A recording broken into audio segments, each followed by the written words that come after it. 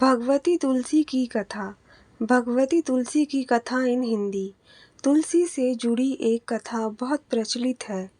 श्रीमद् देवी भागवत पुराण में इसके अवतरण की दिव्य लीला कथा भी बनाई गई है। एक बार शिव ने अपने तेज को समुद्र में फेंक दिया था। उससे एक महातेजस्वी बालक ने जन्म लिया। यह बालक आगे चलकर जालंधर के नाम से पराक्रमी दैत्य राजा बना। इसकी राजधानी का नाम जालंधर नगरी था। दैत्यराज कालनेमी की कन्या वृंदा का विवाह जालंधर से हुआ। जालंधर महाराक्षस था।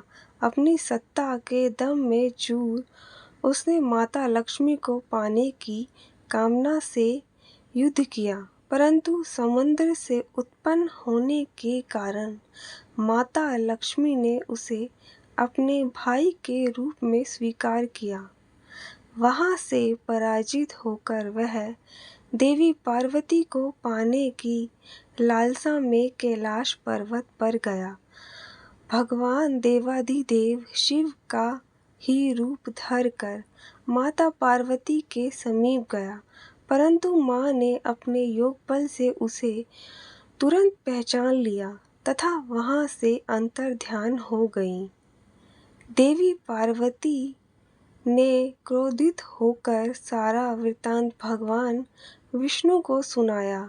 जालंधर की पत्नी वृंदा अत्यंत पतिव्रता स्त्री थी। उसकी पतिव्रत धर्म की शक्ति से जालंधर न तो मारा जाता था और न ही पराजित होता था। इसीलिए जालंधर का नाश करने के लिए वृंदा के पतिव्रत धर्म को भंग करना बहुत जरूरी था।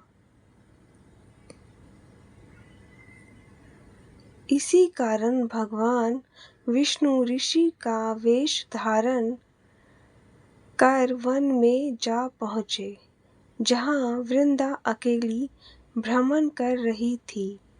भगवान के साथ दो मायावी राक्षस भी थे, जिन्हें देख वृंदा भयभीत हो गई। ऋषि ने वृंदा के सामने पल में दोनों को भस्म कर दिया।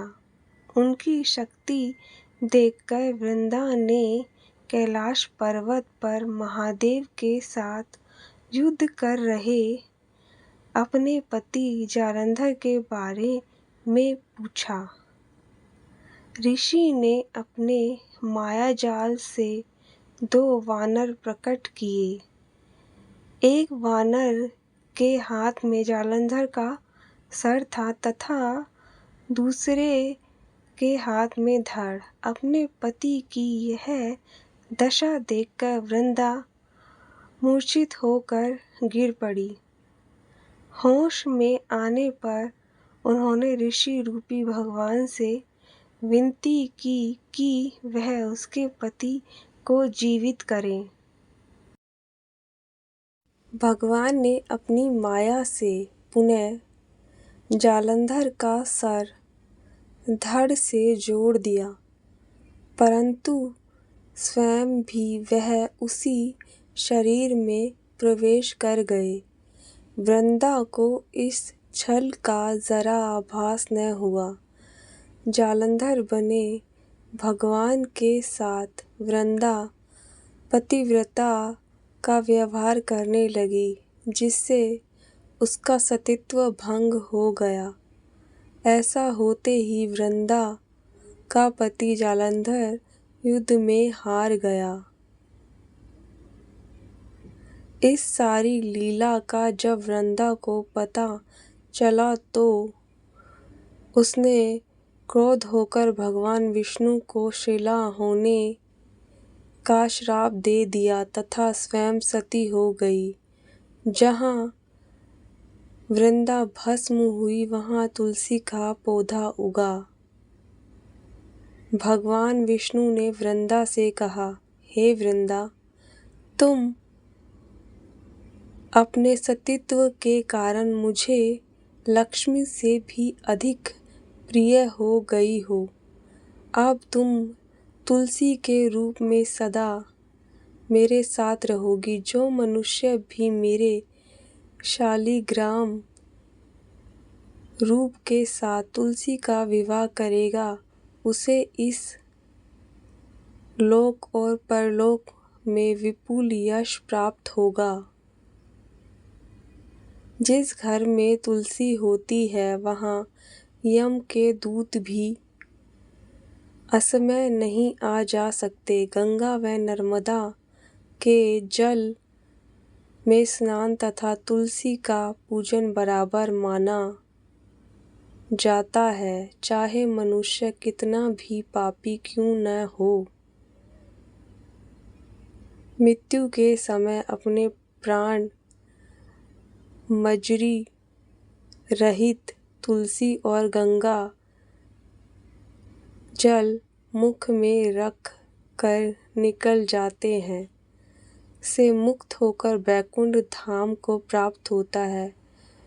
जो वह पापों मनुष्य तुलसी व आंवलों की छाया में अपने पितरों का श्राद्ध करता है उसके पितर मोक्ष को प्राप्त हो जाते हैं।